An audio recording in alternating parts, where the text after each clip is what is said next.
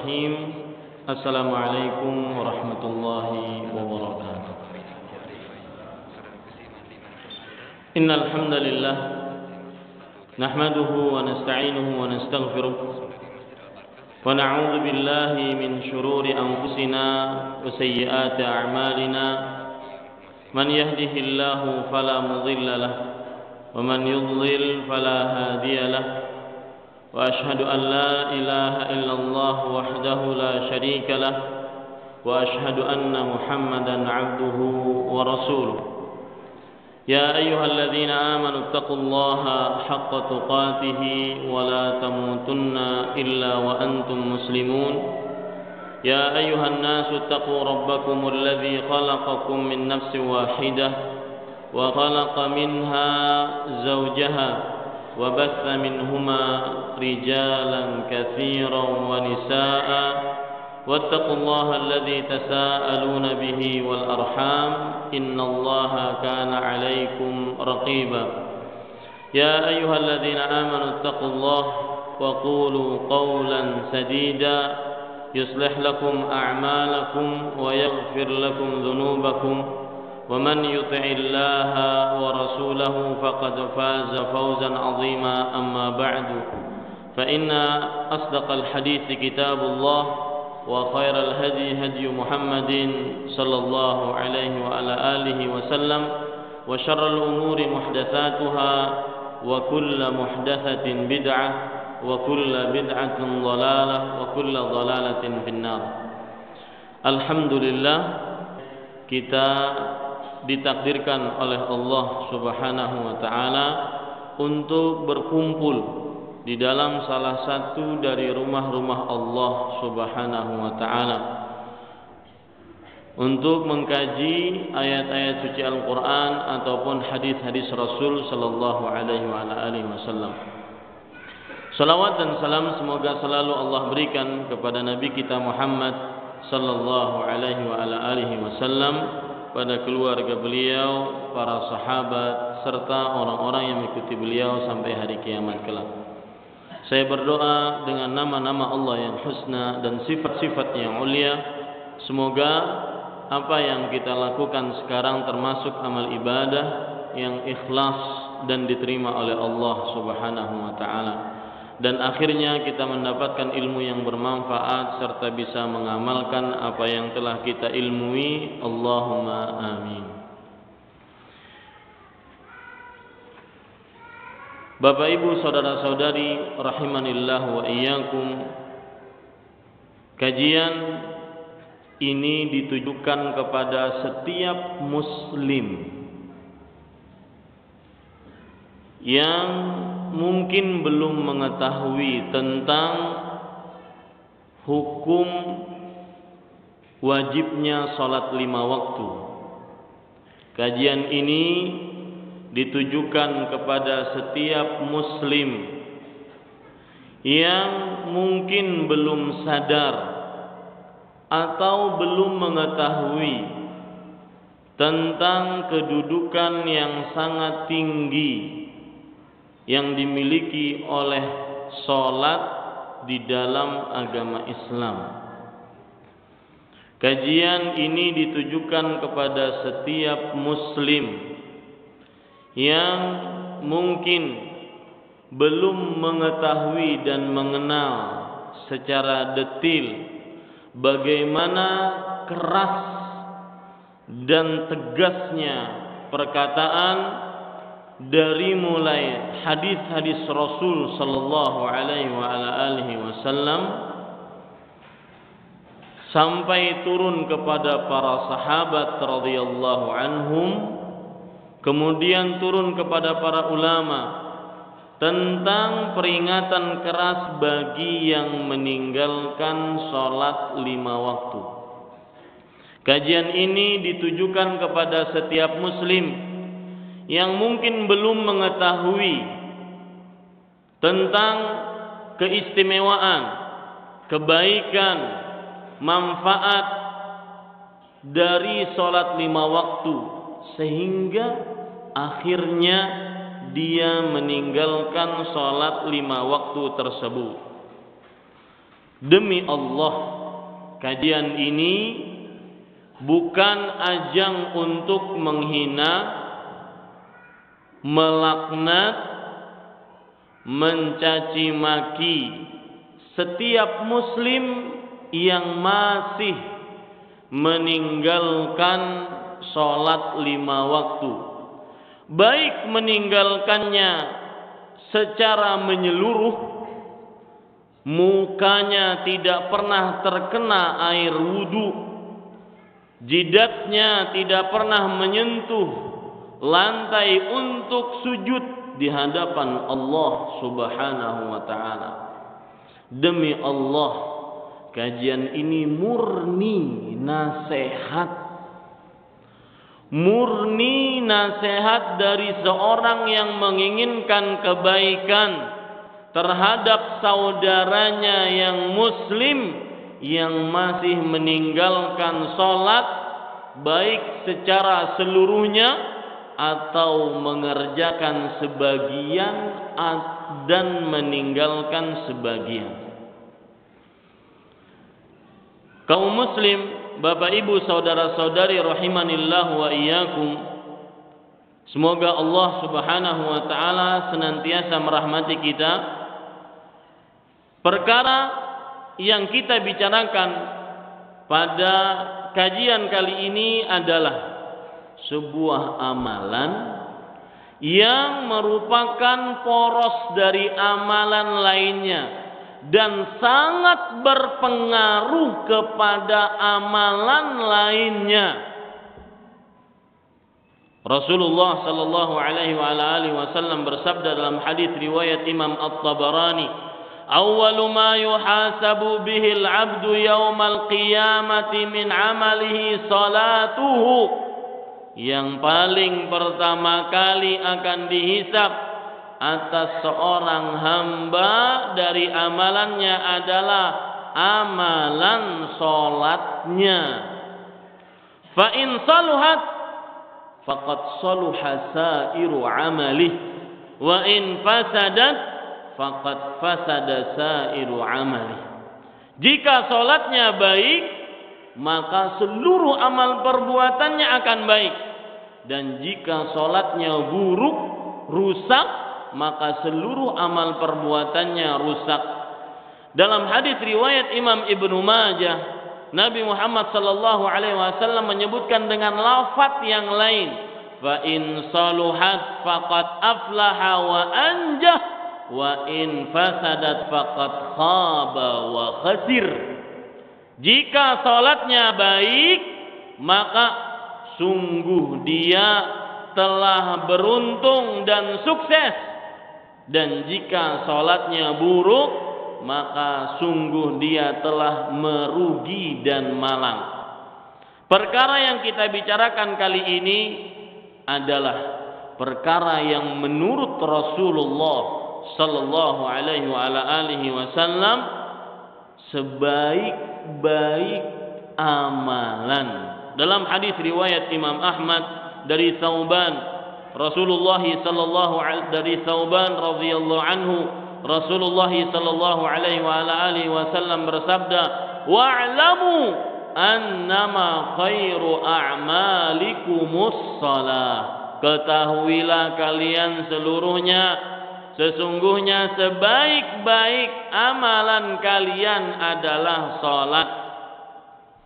Amalan yang kita bicarakan pada kajian kali ini adalah sebuah syariat yang pernah Allah turunkan untuk umat manusia, dan itu sebaik-baik syariat.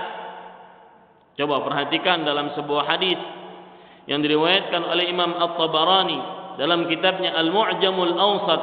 Abu Hurairah radhiyallahu anhu berkata, Rasulullah sallallahu alaihi wasallam bersabda, "As-salatu khairu mawdu'."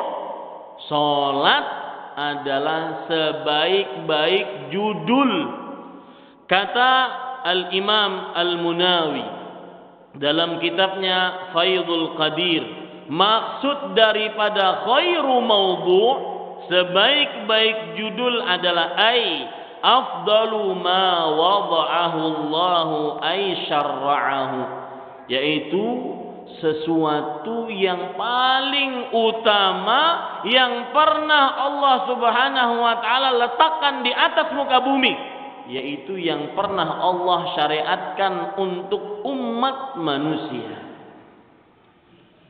Kajian kali ini ditujukan kepada setiap muslim yang masih meninggalkan salat 5 waktu. Kajian kali ini dengan tema kepada seorang yang meninggalkan salat 5 waktu. Bapak Ibu saudara-saudari yang dimuliakan oleh Allah Subhanahu wa taala, saya masih yakin bahwasanya kalau ada seorang muslim yang meninggalkan salat 5 waktu, baik secara menyeluruh atau sebagian, kadang salat, kadang dia tidak salat, maka saya masih yakin salah satu penyebab dia meninggalkan salat 5 waktu adalah karena mungkin dia tidak tahu tentang hukum salat 5 waktu bagi setiap muslim. Maka ketahuilah bahwasanya hukum salat 5 waktu bagi setiap muslim adalah wajib. Wajib bagi siapa? Perhatikan baik-baik. Wajib bagi setiap muslim baligh, berakal, selain wanita yang haid dan nifas. Muslim baligh, berakal, selain wanita yang haid dan nifas, diwajibkan atasnya untuk mendirikan salat 5 waktu. Apa dalilnya? Kita ambilkan dari Al-Quran. Allah Subhanahu wa taala berfirman di dalam Al-Quran, wa aqimus shalah, dan hendaklah kalian seluruhnya mendirikan salat. Bapak Ibu sekalian, kalau kita memeriksa ayat wa aqimus shalah di dalam Al-Quran, Allah Subhanahu wa taala ulangi ayat ini sebanyak 8 kali, menunjukkan bahwasanya penekanan yang sangat tegas dari Allah Subhanahu wa taala. Di samping dia adalah perintah, dan kita kenal di dalam ilmu usul fikih, al-amru yaqtadil wujub. Perintah berkonsekuensi kepada kewajiban, kecuali ada dalil yang menurunkan dia dari hal yang wajib. Kemudian dalil yang lain, Allah Subhanahu wa taala berfirman dalam surat Al-Baqarah ayat 238, hafizu 'alas salawati was salatil wusta wa qumu lillahi qanitin. Jagalah selalu. Yang namanya hafizu beda dengan ihfazu. Hafizu kita diperintahkan untuk selalu menjaga, karena di sana ada alif setelah ha, menunjukkan kepada penjagaan yang berkesinambungan selalu, selama dia muslim, baligh, berakal, selain wanita yang haid dan nifas, diwajibkan atasnya salat 5 waktu. Nanti saya akan jelaskan perkara kenapa saya ulang-ulang tadi muslim, baligh, berakal. Saya akan jelaskan ini. Dalil yang lain, kalau kita lihat di dalam Al-Quran surat An-Nisa ayat 103. Ini dalil apa toh Pak? Dalil apa? Dalil apa? Berarti dari tadi dalil apa Mas? Dalil tentang sholat untuk apa? Wajibnya sholat. Dalil untuk wajibnya sholat. Kenapa? Kadang-kadang kalau lagi kajian itu ada orang yang matanya memandang ke depan ke ustadznya, tapi pikirannya masih di Pasar Rebo, di Blok M, ya. Makanya saya sering nanya kalau lagi kajian, hati-hati. Dalil apa tadi? Tentang wajibnya salat. Kita ambil dari mana? Dari Al-Quran. Allah Subhanahu wa taala berfirman dalam surat An-Nisa ayat 103, "Innas salata kanat 'alal mu'minina kitaban mauquta." Sesungguhnya salat diwajibkan atas orang-orang beriman pada waktu-waktu yang telah ditentukan. Adapun dalil dari sunnah Nabi Muhammad sallallahu alaihi wasallam, di antaranya hadis riwayat Bukhari dari Talhah ibn Ubaidillah radhiyallahu anhu, beliau bercerita, "Anna a'rabiyyan jaa ila Rasulillah sallallahu alaihi wa ala alihi wasallam sa'irar ra's faqal."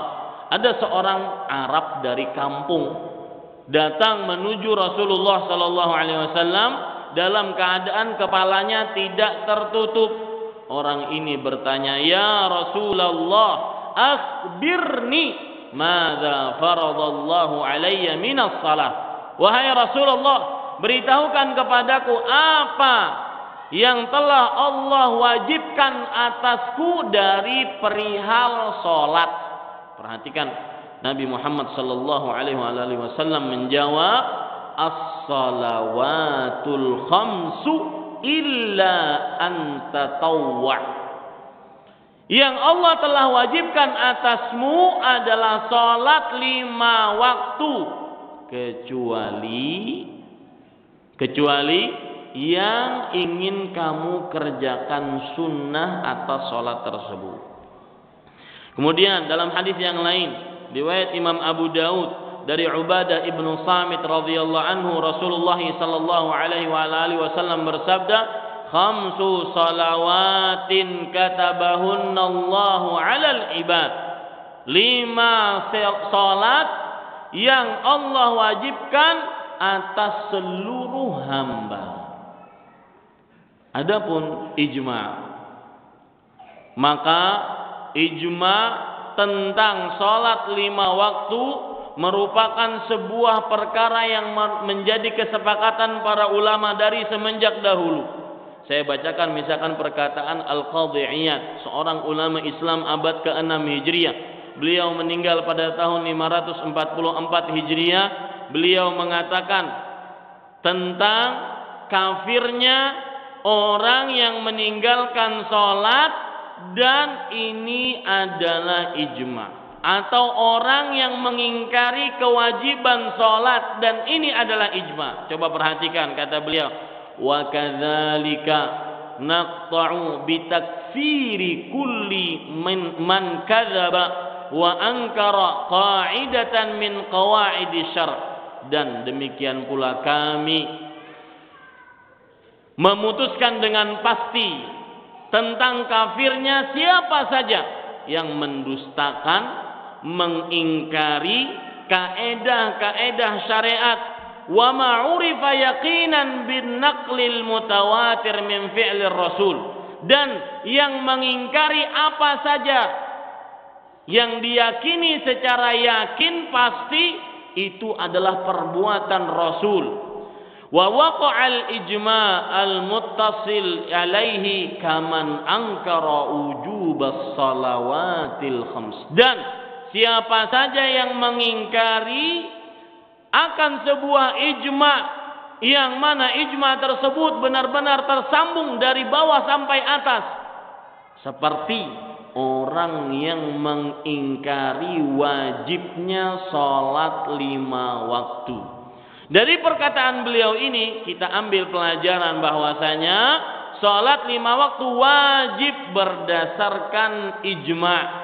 Makanya Al-Imam Ibnu Utsaimin rahimahullahu taala di dalam kitab beliau Al-Usul min Ilmu Usul, ketika beliau menjelaskan tentang anwa'ul ijma', macam-macam dari ijma', di antaranya al-qat'i, ijma' yang pasti yakin tidak ada perbedaan pendapat di antaranya. Contohnya kata beliau, ma yu'lamu wuqu'uhu minal ummati bid-darurah kal ijma'i ala wujubis salawatil khams. Sesuatu yang umat Islam sudah sepakat. Tidak boleh, tidak ada yang tidak sepakat akan kewajiban hal tersebut. Seperti ijma'nya umat Islam tentang kewajiban sholat 5 waktu.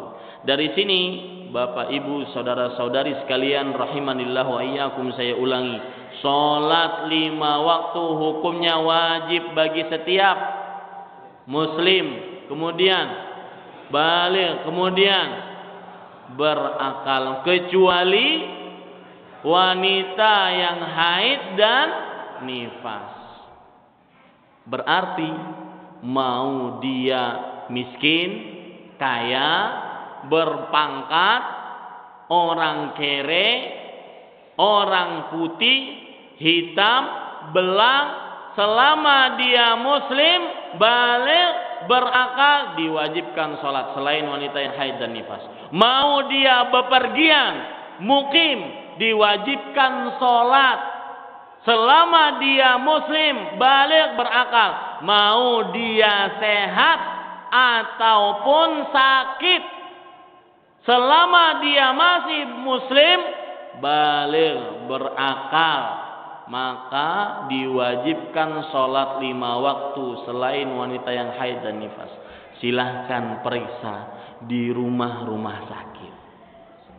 Wajib. Sholat 5 waktu itu wajib bagi setiap muslim, mau dia sehat atau sakit. Bahkan Nabi Muhammad sallallahu alaihi wasallam bersabda dalam hadis riwayat Bukhari dari Imran ibn Husain, "Shalli qa'iman, fa illam tastati fa qa'idan, fa illam tastati fa 'ala jam." Salatlah dalam keadaan berdiri. Kalau tidak mampu, duduk. Kalau tidak mampu, rebahan. Bahkan Al-Hafidz Ibnu Rajab Al-Hambali di dalam kitab beliau Jami'ul Ulum wal Hikam mengatakan, "Fa in ajaza an dzalika kullihi aw ma'a bi tarfihi wa shalla bi niyyatihi." Artinya, kalau dia tidak mampu apa-apa, stroke, tapi masih muslim, masih berakal, diajak omong bisa, seluruh badannya tidak bisa digerakkan, maka kata Al-Hafidz Ibnu Rajab Al-Hambali, dia mengerling-ngerlingkan matanya, sholat dengan niatnya. Makanya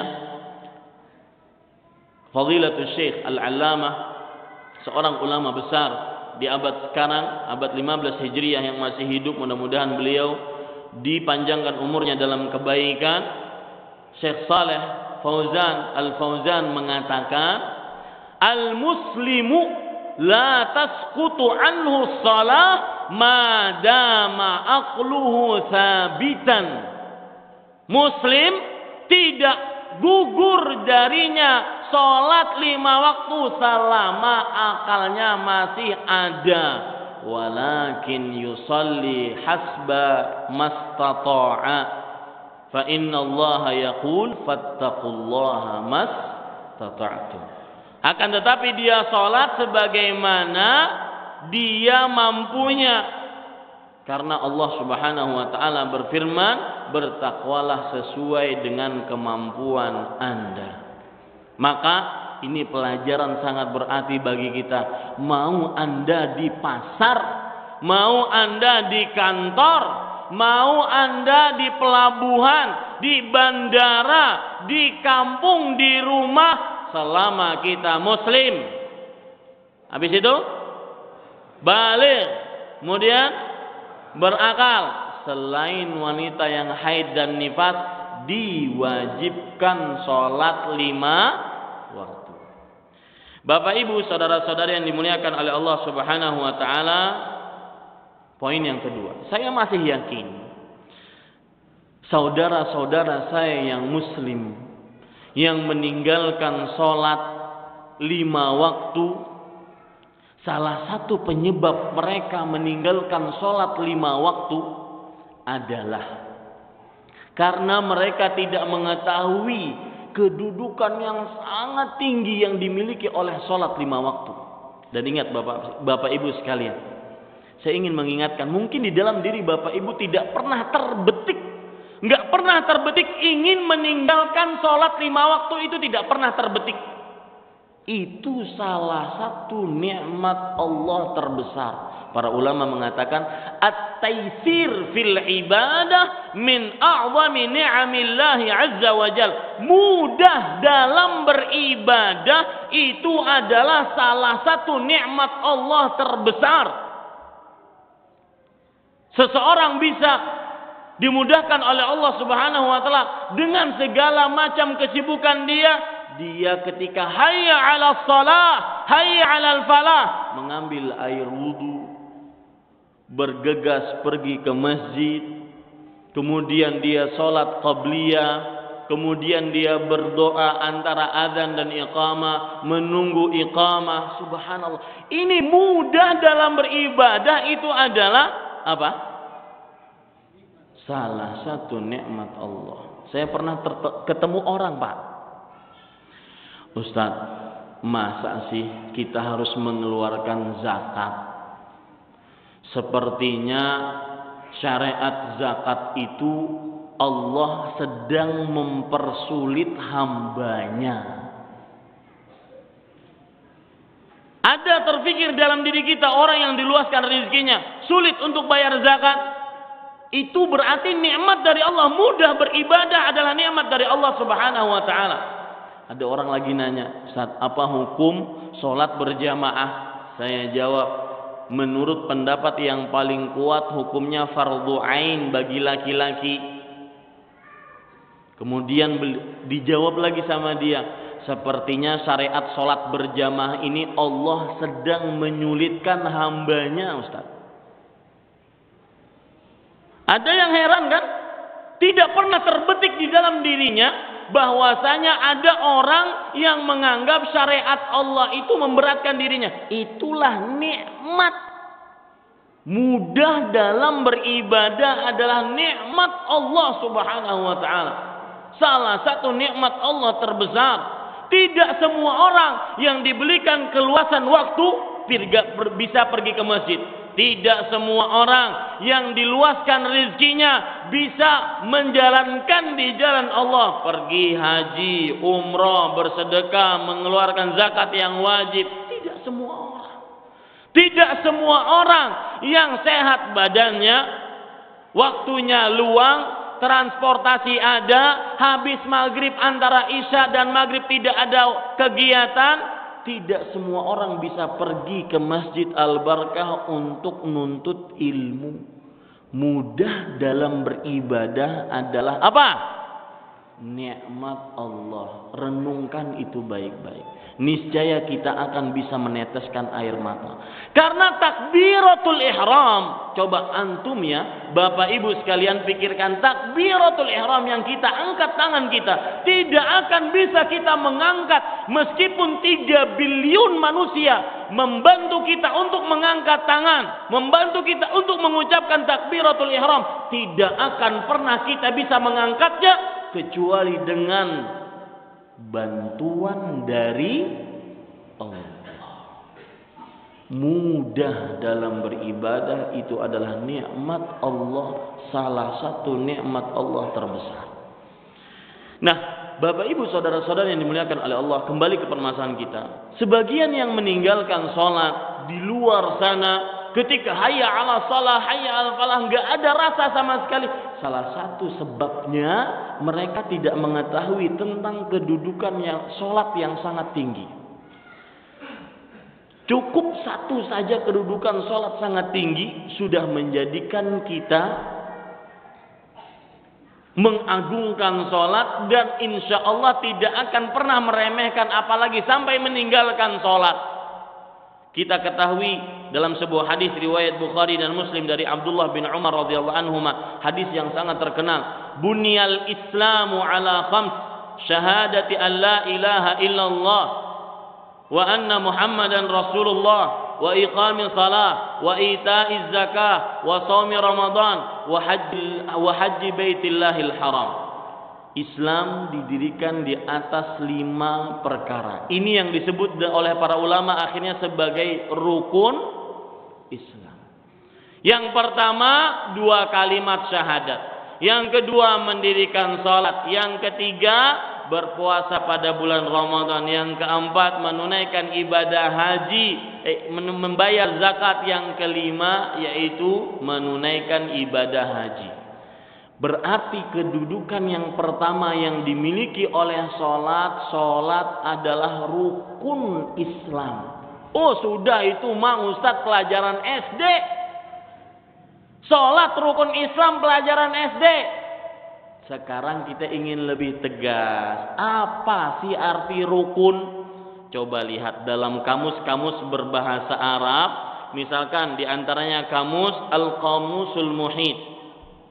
Ar-ruknu al-janibul aqwa. Secara bahasa etimologi, rukun artinya adalah bagian yang paling kuat.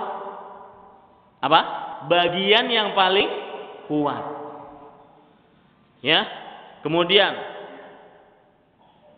di dalam kitab At-Ta'rifat, rukun secara istilah, secara terminologi syar'i, istilah syar'i, rukun adalah ruknu syai' ma bihi yatim wa huwa dakhilun fihi.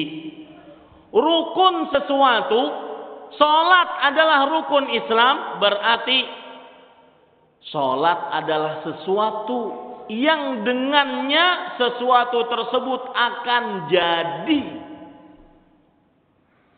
Yang dengannya sesuatu tersebut akan jadi, dan dia bagian dari sesuatu tersebut. Artinya apa? Kalau seandainya tidak ada rukun, tidak ada Islam. Tidak ada salat, tidak ada Islam. Kenapa? Karena rukun adalah bagian dari Islam, dan yang menyempurnakan Islam tersebut, dan dia yang bagian paling kuat. Pelajaran SD ya. Ya toh? Salat adalah rukun Islam. Yang keberapa? Kedua. Nih para ikhwan yang dirahmati oleh Allah Subhanahu wa taala. Salat, kedudukan salat yang kedua, salat adalah tiang agama. Dalam sebuah hadis dari Mu'adz ibn Jabal radhiyallahu anhu, Rasulullah sallallahu alaihi wasallam bersabda, Ra'sul amri al-Islam wa amuduhu shalah. Pokok dari perkara itu adalah Islam. Sesuatu yang paling tinggi adalah Islam, dan tiangnya adalah apa? Salat. Kalau sebuah bangunan masjid ini saja tidak ada ini, yang 6 ini, tiang yang 6 ini, maka niscaya tidak akan jadi, bangunannya roboh. Kedudukan salat yang ketiga, salat merupakan wasiat terakhir Rasulullah sallallahu alaihi wasallam. Dalam sebuah hadis riwayat Imam Ahmad dari Ummu Salamah radhiyallahu anha, beliau bercerita, perhatikan ini. Nabi Muhammad sallallahu alaihi wasallam diceritakan oleh Ummu Salamah. Coba perhatikan ceritanya Ummu Salamah. Anna Nabiyya sallallahu alaihi wasallam hina hudira ja'ala yaqul. Nabi Muhammad sallallahu alaihi wasallam ketika dalam keadaan sakaratul maut, yang mana beliau mengatakan, La ilaha illallah inna lil mauti sakarat. Dalam keadaan seperti itu, seorang sahabat pernah, ada yang pernah merasakan mati nggak di sini? Seorang sahabat pernah ditanya ketika dalam keadaan sekarat, yaitu Amr ibn As radhiyallahu anhu, pernah ditanya oleh anaknya, bagaimana ketika engkau dalam keadaan sekarat? Kata beliau, ka'anni atanaffasu min sammi ibrah, seakan-akan aku bernafas dari lubang. Nih perhatikan, yang malas ingat mati, perhatikan baik-baik. Orang-orang yang senantiasa hidupnya dunia, siapa yang menjamin kita diwafatkan oleh Allah Subhanahu wa taala saat sekarang? Makanya sebelum saya ceritakan Amr bin As radhiyallahu anhu, Imam Ibnu Utsaimin pernah bercerita, kata beliau, "Fakir ayyuhal insan." Berfikirlah Anda wahai manusia, tajidu annaka ala khatar. Ketahuilah bahwasanya sebenarnya Anda itu dalam bahaya. Qad yakhrujul insan min baitihi wa la yarji'u ilaihi. Kadang seseorang keluar dari rumahnya dan tidak kembali ke rumahnya. Kenapa? Meninggal. Waqad yajlisul insan ala kursi maktabihi wa la yaqumu minhu. Kadang seseorang duduk di kursi kantornya dan dia tidak bangun dari kursi kantornya. Kenapa? Karena meninggal. Waqad yanamul insan ala firashihi fayuhmalu min firashihi ila sariri ghaslih. Kadang seseorang tidur di atas kasurnya, dia akhirnya diangkat dari atas kasurnya ke tempat pemandiannya. Innal mauta laisa lana ajalun ma'lum. Sesungguhnya kematian tidak ada yang mengetahui dari kita, maka hati-hatilah. Ini perhatikan, ketika kita membicarakan sakaratul maut tadi, maka akan kita lihat bagaimana tingginya kedudukan salat. Amr bin As menceritakan, ka'anni atanaffasu min sammi ibrah. Seakan-akan aku bernafas, nih perhatikan yang sekarang bernafas dengan hidungnya yang besar itu. Aku sekarang bernafas seakan-akan dari lubang jarum. Bernafas dari lubang jarum. Dalam keadaan seperti itu, Rasulullah sallallahu alaihi wasallam bersabda sebagaimana cerita Ummu Salamah radhiyallahu anha, "As-salah wa ma malakat aymanukum." Apa artinya? Jagalah salat dan berbuat baiklah kepada budak-budakmu. Al-Hafidz Al-Munawi dalam kitab At-Taisir bi Syarh Al-Jami' As-Shaghir menjelaskan maksud dari sabda Nabi, jagalah salat. Kata beliau, ihfazuha bil muwadhabati 'alaiha wahdharu tadyi'aha wa khafu ma yatarattabu 'alaihi minal 'adzab.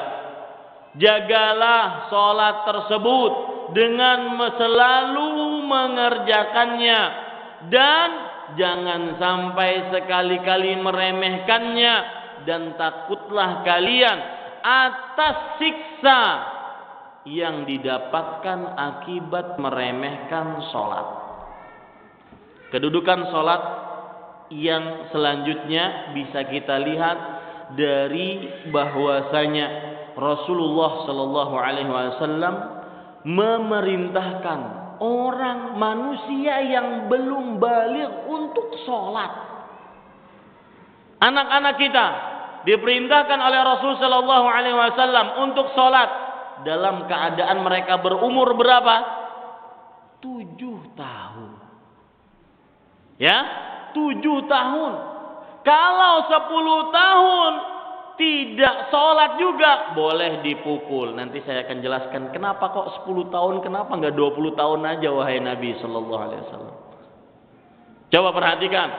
Hadisnya dulu dalam hadis riwayat Imam Abu Daud dari Amr bin Shu'aib, dari bapaknya, dari kakeknya, Rasulullah sallallahu alaihi wasallam bersabda, "Muru auladakum bis shalah wa hum abna'u sab'i sinin wadribuhum 'alaiha wa hum abna'u 10 sinin."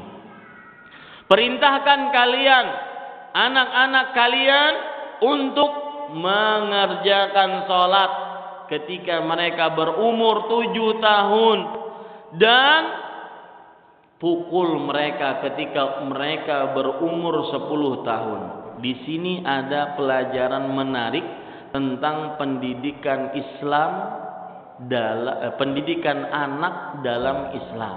Pertama, dari hadis ini kita bisa ambil pelajaran boleh orang tua memukul anak dalam mendidik anaknya. Cuma kapan boleh memukulnya? Setelah ribuan 7 kali dididik baru boleh mukul anak. Dari mana kita tahunya? Umur 7 tahun diperintahkan sholat setiap hari 5 kali. 5 kali 30 sebulan, 30 hari 150. Berarti selama sebulan anak ini diperintahkan oleh bapak ibunya 150 kali. Itu dalam sebulan. Dalam setahun kali 12. Berapa? 1.800 kali.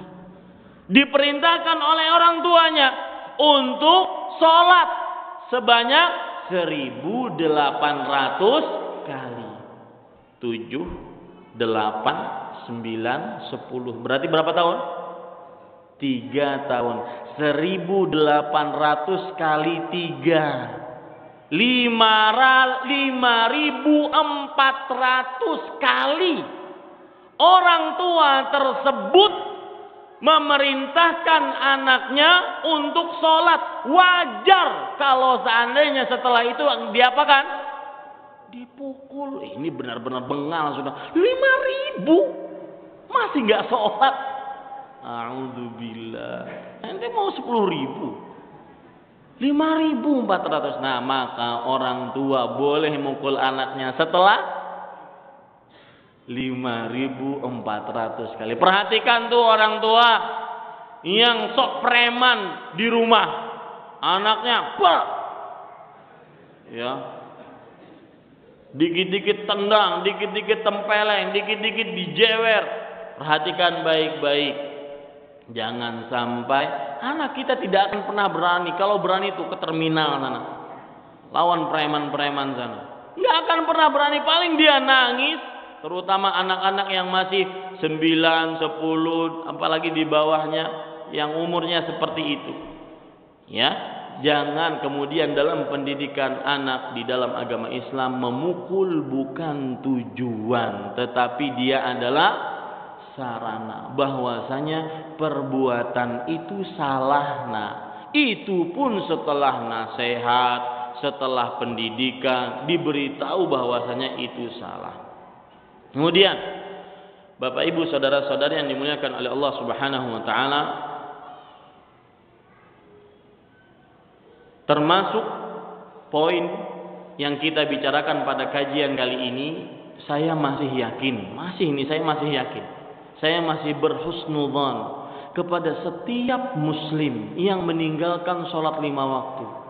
Salah satu penyebab mereka meninggalkan sholat 5 waktu, baik meninggalkan secara menyeluruh atau meninggalkan sebagian, mengerjakan sebagian, salah satu sebabnya adalah mereka tidak mengetahui tentang keistimewaan, kebaikan yang ada di dalam sholat. Ya, kebaikan pertama yang ada di dalam salat, Nabi Muhammad SAW pernah menggambarkan, dan ini juga bagus di dalam kita praktekkan dalam pendidikan anak. Coba perhatikan dalam hadis riwayat Muslim dari Abu Hurairah radhiyallahu anhu, "Ara'aitum law anna nahran bi babi ahadikum yaghtasilu minhu kulla yawmin 5 marrat hal yabqa min daranihi syai'." Apa pendapat kalian? Kata Rasulullah sallallahu alaihi wasallam. Beliau kemudian menggambarkan sesuatu yang bisa imajinasi para sahabat langsung bisa memikirkan sesuatu tersebut, tidak usah menghayal banyak-banyak. Kata Nabi Muhammad sallallahu alaihi wasallam, sekali lagi ini bisa dipakai di dunia pendidikan. Kata Nabi Muhammad sallallahu alaihi wasallam, apa pendapat kalian? Kalau ada orang mandi di sumur di depan rumahnya setiap hari 5 kali, kira-kira masih tersisa enggak kotorannya? Kalau kata orang Jakarta, iya masih kalau mandinya di Ciliwung. Ya, kalau dia mandi 5 kali sehari masih tersisa enggak kotoran di tubuhnya? Kata para sahabat, la yabqa min daranihi syai'. Tidak tersisa sedikit pun dari kotorannya di badannya wahai Rasulullah sallallahu alaihi wasallam. Kemudian kata Rasul sallallahu alaihi wasallam, "Fadzalika mathalus salawatil khams tamhu bihinnal khataya." Yang demikian itu seperti salat 5 waktu yang mana menghapuskan kesalahan-kesalahan. Pentingnya dari mana, Pak? Pentingnya kita hadis ini dari mana, Pak? Bapak, Ibu, saudara-saudari sekalian dirahmati oleh Allah Subhanahu wa taala. Semua dari kita tidak ada yang bisa mengaku sedikit dosanya. Lepas dari dosa tidak ada yang bisa. Baik Allah Azza wa Jalla atau Rasulullah sallallahu alaihi wasallam telah menegaskan kita manusia banyak dosa. Ingin tahu? Coba perhatikan. Allah Subhanahu wa taala berfirman, "Wa ataakum min kulli ma sa'altumuh wa in ta'uddu ni'matallahi la tuhsuha innal insana ladzalumun kafar." Surat Ibrahim. Dan Allah telah memberikan kepada kalian seluruh apa yang kalian minta. Dan jika kalian menghitung-hitung nikmat Allah, maka kalian tidak akan bisa menghitungnya. Sesungguhnya, perhatikan, ini poin penting yang akan saya bicarakan. Manusia itu sudah dicap oleh Allah dengan beberapa gelar yang buruk. Makanya dia banyak dosa. Innal insan. Sesungguhnya, di sini inna disebut dengan harfu taukid. Huruf yang menunjukkan kepada penekanan. Sesungguhnya al-insan. Di sini Allah pakai alif lam yang menunjukkan kepada istighraqul jins, artinya seluruh manusia lintas benua, mau orang Afrika, mau orang Jakarta, mau orang mana saja, seluruh manusia. Innal insan la zalumun. Di sini pakai lam. Lam juga lamu taukid, menunjukkan kepada penekanan. La zalumun kafar. Zalum sirah mubalaghah. Lafaz yang menunjukkan terlalu berlebihan dalam berbuat lalim. Kenapa kita dicap oleh Allah orang yang sangat zalim? Tahu apa sebabnya? Apa arti zalim secara bahasa? Meletakkan sesuatu pada tempatnya. Kalau peci ini saya letakkan di kaki, saya zalim. Makanya Allah mengakhiri ayat ini dengan mengawali ayat ini dengan nikmat.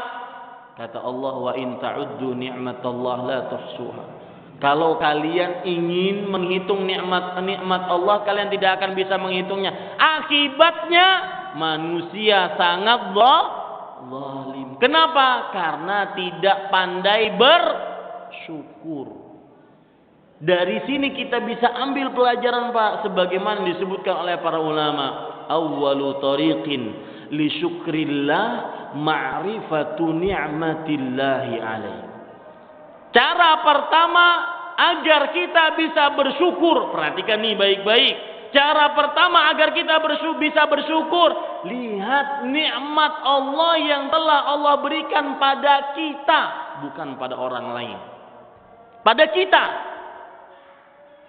Kenapa? Karena di dalam ayat Allah menyebutkan, wa in ta'uddu ni'matallah, jika kalian menghitung-hitung. Ini memberikan isyarat agar kita menghitung-hitung nikmat Allah yang Allah telah berikan pada kita, agar kita tidak zalum. Kafar, sesudah zalim, berbuat zalim, meletakkan nikmat tidak pada tempatnya, diberi mata melihat hal yang diharamkan, diberi telinga mendengar hal yang diharamkan, diberi mulut dan lisan berbicara hal yang diharamkan, diberikan kemaluan, diletakkan pada hal yang diharamkan, diberikan tangan, mengambil sesuatu yang diharamkan. Kadang menarik, Pak, kalau membicarakan tentang masalah tangan. Tangan ini kadang seseorang mengerjakan sesuatu yang dia tidak, kalau dia berpikir dengan jernih tidak akan dia kerjakan seperti itu. Ini Bapak Ibu saudara-saudari yang dimuliakan oleh Allah Subhanahu wa taala. Akhirnya karena tidak meletakkan pada tempatnya zalim. Kalau sudah tidak meletakkan pada tempatnya berbuat zalim, maka akhirnya dia kafar. Apa itu? Senantiasa kufur terhadap nikmat Allah.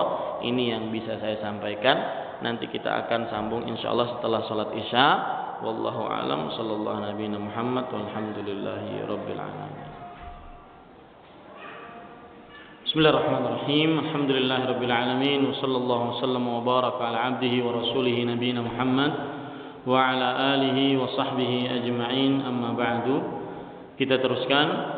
Tadi sudah kita sebutkan bahwa salah satu penyebab orang meninggalkan sholat 5 waktu adalah ketidaktahuan dia tentang fadilah, keutamaan, kebaikan, manfaat yang dia dapatkan dari sholat 5 waktu tersebut. Salah satu keutamaan dari sholat 5 waktu adalah menghapuskan dosa. Dan ini sangat dibutuhkan oleh manusia, karena semua dari kita tidak lepas dari dosa.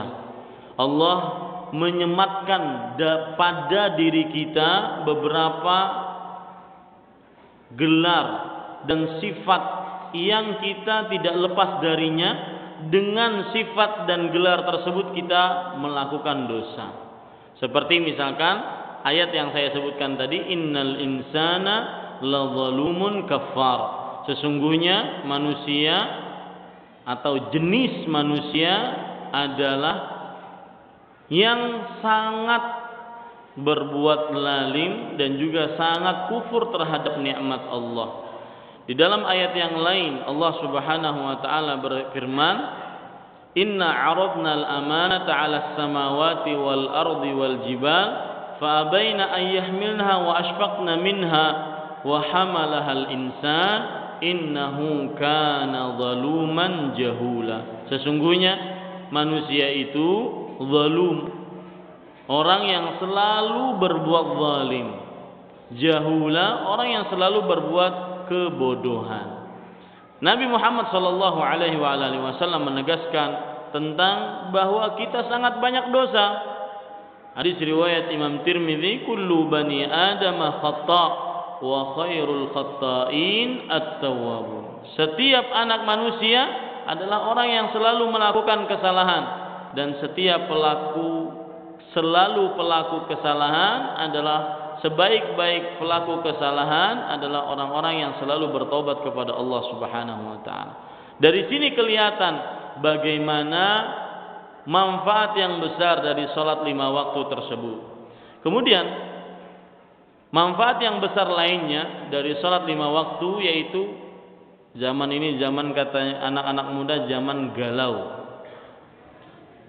Dengan salat 5 waktu maka hati resah tidak akan pernah ada. Hati sempit tidak akan pernah ada. Hati galau tidak akan pernah ada. Hati yang selalu sering mengeluh. Kalau duduk sama dia yang ada kita itu mengernyitkan dahi saja. Nggak pernah membuat kita tersenyum. Aduh, utang gua banyak. Aduh, terima kerjaan nggak pernah diterima-terima. Aduh, besok gajian cuma salam tempel doang. Sehari 2 hari, hari ketiga ngutang lagi. Aduh aja bawaannya. Ya. Padahal para ulama mengatakan idza syakauta ila bani adam innama tashkur rahim ila alladzi la yarham. Jika engkau mengadukan nasibmu kepada anak manusia, sesungguhnya engkau telah mengadukan Allah yang Maha Pengasih, yang Maha Penyayang, yang mana kasih sayangnya telah mendahului daripada kemurkaannya kepada makhluk yang tidak mengasihi. Orang yang sering ngeluh itu namanya ngadukan Allah. Mengadukan Allah kepada makhluk yang tidak mengasihi. Maka cara agar kita lapang dada, kemudian selalu puas dengan apa yang diberikan oleh Allah, kalau hati kita sempit, mempunyai banyak permasalahan, lekas-lekas ambil air wudu, salat 2 rakaat. Dalilnya surat Al-Hijr ayat 97 sampai 99. Allah Subhanahu wa taala berfirman, "Wa laqad na'lamu annaka yadhiqu sadruka bima yaqulun fasabbih bihamdi rabbika wa kum minas sajidin." Sungguh kami benar-benar mengetahui bahwa dadamu wahai Muhammad sallallahu alaihi wasallam menjadi sempit disebabkan apa yang mereka ucapkan, diolok-olok oleh orang kafir Nabi Muhammad sallallahu alaihi wasallam. Maka Allah memerintahkan kepada sebuah amalan. Pertama, bertasbihlah dengan memuji Rabbmu. Yang kedua, wakum minas sajidin, dan jadilah kamu di antara orang-orang yang sujud, yaitu orang-orang yang mengerjakan sholat. Ini para ikhwan yang dirahmati oleh Allah Subhanahu wa taala. Syekh Abdurrahman ibn Nasir As-Sa'di, seorang ahli tafsir di abad ke-14 Hijriah, beliau menafsiri ayat tadi, yaitu surat Al-Hijr ayat 97 sampai 98 tadi. Beliau mengatakan, "Aktsir min dzikrillahi ta'ala wa tasbihihi wa tahmidihi was salah fa inna dzalika yuwassi'us sadr wa yashrahuhu wa yu'inuka ala umurika." Perbanyaklah dari mengingat Allah, bertasbih, memuji Allah, mengucapkan alhamdulillah, dan mengerjakan sholat, karena sesungguhnya itu melapangkan dada, meluaskan rasa, dan menolong engkau untuk perkara-perkara engkau. Kemudian, keistimewaan orang yang sholat adalah masuk surga. Orang yang senantiasa menjaga sholat 5 waktu senantiasa itu adalah sebagai penyebab masuk dia ke dalam surga. Mau masuk surga nggak Pak? Saya beri sebuah cerita. Kira-kira kalau Bapak pada posisi cerita ini apa? Ada seorang sahabat Nabi Muhammad sallallahu alaihi wasallam, Ka'ab ibn Rabi'ah al-Aslami radhiyallahu anhu, pernah suatu malam mengurus kebutuhan Rasulullah sallallahu alaihi wasallam, dan sifat Rasulullah sallallahu alaihi wasallam ingin membalas jasa, itu sifat beliau. Maka beliau mengatakan, "Ya Ka'ab, sal." Wahai Ka'ab, mintalah. Minta apa saja. Kira-kira Pak, kalau Bapak di posisi Ka'ab, Bapak minta apa? Fadhal. Minta apa? Saya minta mobil Avanza, kemudian rumah luas. Apa yang beliau minta? Beliau minta, "Inni as'aluka murafaqataka fil jannah." Aku memohon kepada engkau agar engkau berdoa kepada Allah agar aku bisa bersama engkau di dalam surga. Ini orientasi para sahabat, orientasinya akhirat. Mulai detik ini, apapun yang kita lakukan, apapun yang kita ucapkan, jadikan tujuannya akhirat. Kenapa Pak? Wal akhiratu khairun wa abqa. Kehidupan akhirat lebih baik dan lebih kekal. Pemahaman kebalikan dari ayat ini, kehidupan dunia tidak baik dan tidak kekal. Ingin tahu kehidupan akhirat?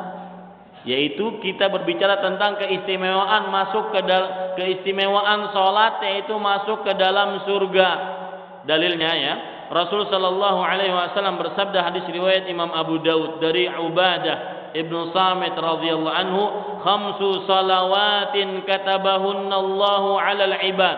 5 salat yang telah Allah wajibkan atas hamba-hambanya. Faman jaa bihinna lam yudayyi' minhunna syai'an istighfafan bihaqqihinna kana lahu 'indallahi ahdun an yudkhilahul jannah. Barang siapa yang senantiasa mengerjakan salat 5 waktu tersebut, tidak pernah meremehkan dari salat 5 waktu tersebut, maka merupakan hak bagi Allah untuk, atau janji dari Allah untuk memasukkannya ke dalam surga. Surga, Pak, yang paling rendah. Nikmat surga yang paling rendah. Nih, perhatikan. Yang kalau hayya 'alal shalah, hayya 'alal falah, lebih dia memilih tokonya, pasarnya, sekolahannya, kantornya, pekerjaannya. Perhatikan surga yang paling rendah. Sa'ala Musa rabbahu, hadis riwayat Muslim. Nabi Muhammad sallallahu alaihi wasallam pernah bersabda, Nabi Musa alaihissalam pernah bertanya kepada Rabbnya, ma adna ahlil jannati manzilan, apakah derajat penghuni surga yang paling rendah? Allah subhanahu wa ta'ala menjawab, huwa rajulun yaji'u ba'dama udkhila ahlul jannatil jannah. Dia adalah seseorang yang datang paling terakhir setelah penghuni surga masuk ke dalam surga. Lalu dikatakan kepada dia, udkhulil jannah, masuk engkau ke dalam surga. Kemudian orang ini mengatakan, ai rabbi wa kaifa wa qad nazalan nasu manazilahum wa akhadhu akhadhatihim. Wahai Rabbku, bagaimana aku bisa masuk? Orang-orang sudah ngapling di surga, sudah ngambil tempatnya masing-masing. Bagaimana aku bisa masuk? Kata Allah subhanahu wa ta'ala, apa? Ini derajat yang paling apa? Rendah. Kata Allah subhanahu wa ta'ala, atarda an yakuna laka mithlu mulki malikin min muluki dunia. Maukah engkau memiliki kekayaan seperti salah satu dari raja-raja dunia? Maukah engkau memiliki kekayaan seperti kekayaannya salah satu dari raja-raja dunia? Orang ini langsung dia tahu raja yang paling kaya di dunia itu seperti itu kekayaannya. Langsung dia mengatakan, raditu rabbi, aku rela, aku mau wahai Rabbku. Kata Allah subhanahu wa ta'ala, apa kata Allah subhanahu wa ta'ala? Lakadzalik, engkau akan memiliki itu. Berarti apa? Dia memiliki kekayaan seperti kekayaannya salah satu raja-raja dunia. Tetapi kata Allah, wa misluhu wa misluhu wa misluhu wa misluhu. Dan semisalnya. Berarti berapa kali lipat? 5 kali lipat dari kekayaannya salah satu raja-raja dunia. Orang ini pas kali yang kelima langsung mengatakan, raditu rabbi, cukup. Artinya kalau seandainya enggak dia bilang cukup, Allah akan nambah. Ini derajat surga yang paling rendah. Masih mau ninggalin sholat? Masih mau ya di pasar ditemani dengan musiknya ketika hayya 'alas shalah, hayya 'alal falah?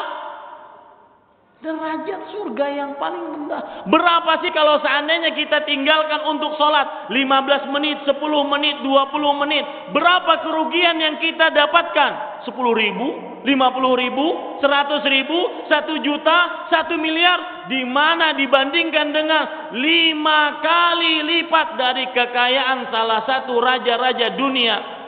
Itu pun kalau tidak dipotong akan ditambah oleh Allah. Kata orang ini, raditu rabbi, sudah cukup, aku ridha wahai Rabbku. 5 kali lipat. Kata Allah subhanahu wa ta'ala, hadza laka, itu milikmu. Wa 'asharati amthali, dan 10 kali lipatnya. Berarti berapa kali lipat? 15 apa 50? 50 kali lipat dari kekayaan salah satu raja-raja dunia. Masih ingin ninggalin sholat? 50 kali lipat dari kekayaannya salah satu raja-raja dunia. Lalu bukan habis sampai situ, kata Allah Subhanahu wa taala, "Walaka mashtahat bihi nafsuk wa ladzat 'ainuk." Dan engkau akan mendapatkan apa saja yang dirimu inginkan dan apa saja yang matamu ingin melihatnya. Subhanallah, kurang apa lagi, Pak? Masih ingin kita ninggalin sholat? Masih kita ingin seperti orangnya munafik, sholatnya munafik, 5 menit lagi sebelum azan maghrib cepat-cepat ngambil air wudhu untuk sholat asar. Akhirnya pas assalamualaikum warahmatullahi, assalamualaikum warahmatullahi, Allahu akbar, azan maghrib, langsung sambung 7 menit sholat asar dan sholat maghrib. Sholatnya orang munafik. Ya, ini Bapak Ibu saudara-saudari yang dimuliakan oleh Allah Subhanahu wa taala. Kemudian ini sepertinya nggak ada pertanyaan deh. Bapak Ibu saudara-saudari yang dimuliakan oleh Allah Subhanahu wa taala, siksa bagi yang meninggalkan sholat 5 waktu. Saya yakin kawan-kawan saya yang masih meninggalkan sholat 5 waktu, mereka sebagian besar tidak mengetahui apa siksa berat. Belum di akhirat, di azab kubur saja, di alam barzakh saja sudah mendapatkan siksa bagi orang yang meninggalkan sholat. Di antaranya hadis riwayat Bukhari, Rasul Shallallahu Alaihi Wasallam pernah dibawa 2 malaikat. Kemudian beliau melihat salah seorang dari melihat 2 orang, ya, melihat 2 orang. Saya bacakan saja. Wa inna ataina ala rajulin muttaji'in. Kami mendatangi seorang yang lagi terlentang rebahan. Wa idza akharu qa'imun alaihi bisakrah. Satu orang berdiri di sisi kepala orang yang rebahan tadi sambil membawa sebongkah batu. Wa idza huwa yahwi bisakhrati fi ra'sihi. Orang yang bawa batu tadi melemparkan batu di kepala orang yang rebahan terlentang tadi. Fayatlaghu ra'sahu fayatahadhadul hajaru hahuna. Maka kepalanya pecah, batunya terguling ke sana kemari. Fayatba'ul hajara fayakhudhahu fala yarji'u ilaihi hatta yasiha ra'suhu kama kan. Maka orang yang melempar tadi mengikuti batu yang terguling-guling tadi, dan dia tidak kembali kepada lelaki yang rebahan yang kepalanya pecah tadi sampai kepalanya kembali seperti semula, lalu dilempar lagi dan diulang-ulang seperti itu. Di akhir hadis Rasulullah Sallallahu Alaihi Wasallam bertanya, siapa 2 orang tersebut? Ini ceritanya panjang. Beliau melihat banyak orang yang disiksa. Kata malaikat yang membawanya, amar rajulul awal alladhi ataita alaihi yuslaqu ra'suhu bil hajar fa innahu ar-rajulu ya'khudhul Qur'an fayarfudhuhu wa yanamu 'anis salatil maktubah. Artinya, adapun orang yang pertama yang engkau lihat kepalanya pecah dilempari batu, dia adalah seseorang yang dulunya menghafal Al-Quran lalu dia buang hafalannya dan tidur dari sholat-sholat yang wajib. Artinya meninggalkan sholat-sholat yang wajib. Bapak Ibu saudara-saudari yang dimuliakan oleh Allah Subhanahu wa taala, ada faedah menarik dengan ini, atau ini adalah poin sebelum terakhir saya tutup kajian. Faedah menarik, kadang-kadang seseorang meninggalkan sholat 5 waktu. Kenapa? Karena ingin mendapatkan dunia. Saya pernah mendapati pedagang, kata dia, gara-gara pelanggan banyak Ustaz. Jauh-jauh, kasihan dia datang dari jauh, dari luar kota. Akhirnya saya tinggalkan sholat zuhur. Maka perhatikan baik-baik. Imam Ibnu Katsir rahimahullah ketika menafsirkan surat At-Taubah ayat 34. Beliau menyebutkan faedah yang sangat menarik. Perhatikan baik-baik ini. Kata beliau, "Man ahabba syai'an wa qaddamahu ala ta'atillah, 'udziba bihi." Barang siapa yang mencintai sesuatu dan dia dahulukan daripada ketaatan kepada Allah, maka dia akan disiksa dengan sesuatu tersebut. Saya ulangi, barang siapa yang mencintai sesuatu dan dia dahulukan kecintaan tersebut daripada mengerjakan taat kepada Allah Subhanahu wa taala, maka dia akan disiksa dengan sesuatu tersebut. Apa maksudnya? Contoh. Orang-orang di dalam surah At-Taubah Allah Subhanahu wa taala berfirman, "Walladzina yaknizuna adh-dhahaba wal fiddata wa la yunfiqunaha fi sabilillah, fabashshirhum bi'adzabin alim, yawma yuhma 'alaiha fi nari jahannam fatuqwa biha jibahuhum wa junubuhum wa dhuhuruhum, hadza ma kanaztum li anfusikum fadzuqu ma kuntum taknizun." Orang-orang yang menyimpan harta emas dan perak, perhatikan ini, ya. Poin kita adalah barang siapa yang mencintai sesuatu, dia dahulukan daripada ketaatan kepada Allah, dia akan disiksa dengan sesuatu yang dia cintai tersebut. Kata Allah Subhanahu wa taala, orang-orang yang menyimpan emas dan peraknya dan tidak mau menafkahkannya di jalan Allah, maka berikan ancaman yang pedih nanti pada hari kiamat.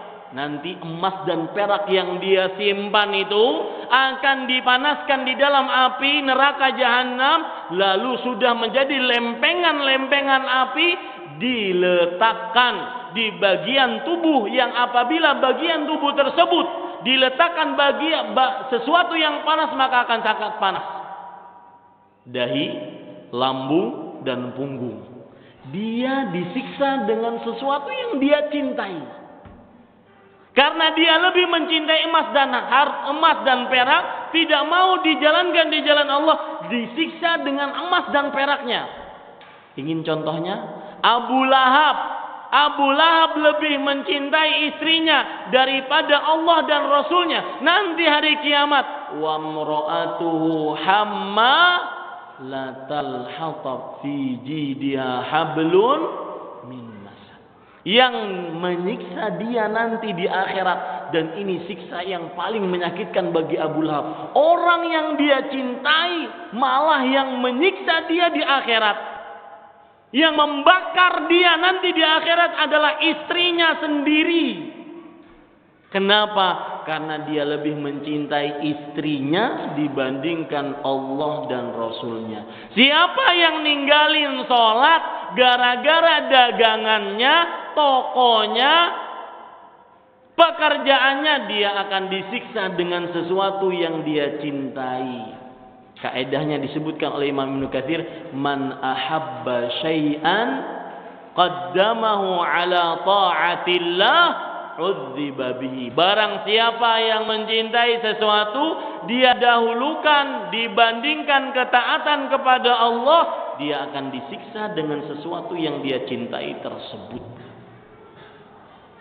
Perhatikan ini baik-baik, Bapak Ibu, saudara-saudari yang dimuliakan oleh Allah Subhanahu wa taala. Kemudian yang terakhir yaitu orang yang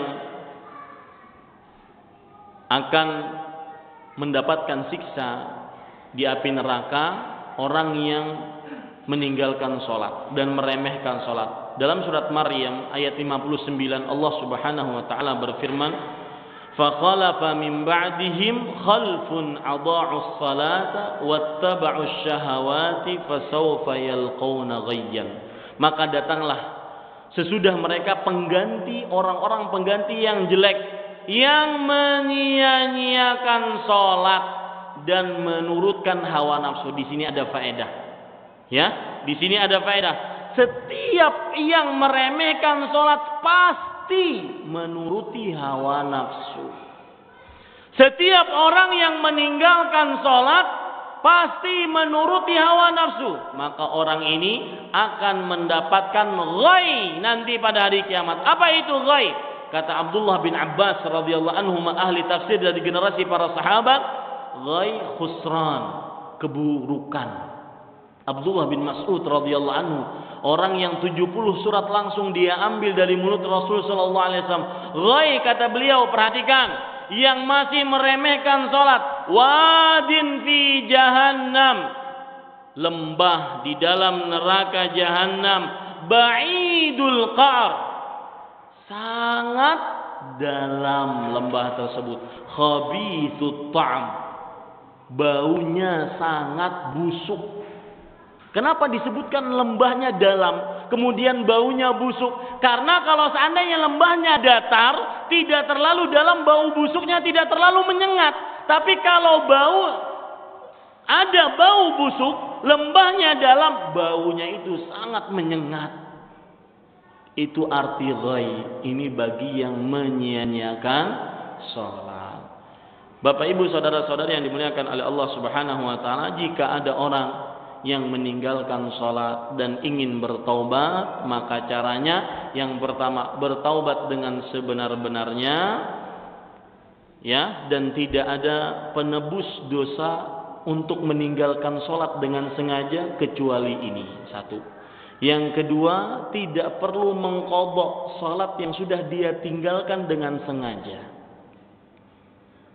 Itu cara dua untuk orang yang meninggalkan sholat. Yang ketiga, ada praktek-praktek yang tidak sesuai dengan sunnah Rasulullah SAW bagi yang meninggalkan sholat. Di antaranya mereka mengqadha sholat fardu setiap habis sholat. Jadi kayak kita tadi sholat isya, habis sholat isya dia sholat 4 rakaat lagi. Pas ditanya, ngapain ente sholat 4 rakaat? Dulu masih SMP sudah balik belum sholat. Nah, ini qadhaannya. Ini tidak benar. Ini salah satu kesalahan. Yang kedua, memperbanyak sholat di Masjidil Haram Mekah atau Masjid Nabawi dengan niatan atau keyakinan itu bisa menambal sholatnya. Nggak bisa ditambal. Sudah yang tidak dikerjakan tidak bisa ditambal, bisa ditaubati kepada Allah Subhanahu wa taala. Cara yang ketiga yang keliru yaitu orang ini diberikan fatwa, entah siapa yang ngasih fatwa, kalau ninggalin sholat maka harus bayar sedekah. Ada nggak seperti ini? Apalagi katanya fatwanya kalau seandainya bingung nyari sedekah, siapa yang disedekahi, saya juga nerima sedekahnya. Demikian, mudah-mudahan bermanfaat. Terakhir sekali, jangan lupa baca doa Nabi Ibrahim alaihissalam untuk kita senantiasa selalu kuat mendirikan sholat sampai akhir hayat. Lihat surat Ibrahim ayat 40, Allah Subhanahu wa taala berfirman, "Rabbi ja'alni muqimas shalah wa min dzurriyyati rabbana wa taqabbal du'a."